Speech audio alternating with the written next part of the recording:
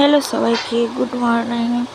তো আজ আমি ব্লগটা শুরু করেছি বৃষ্টির ওয়েদার থেকে।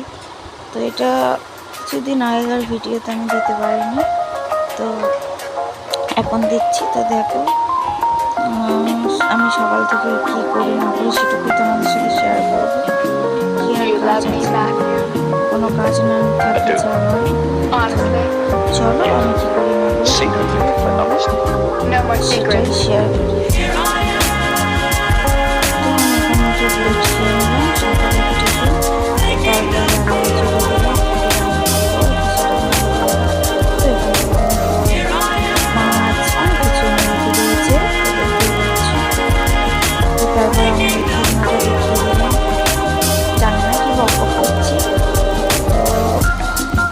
বকবককে ইগনোর করে আমার ভিডিওটা দেখো, সবাই আমাকে একটু সাপোর্ট করো, ঠিক আছে?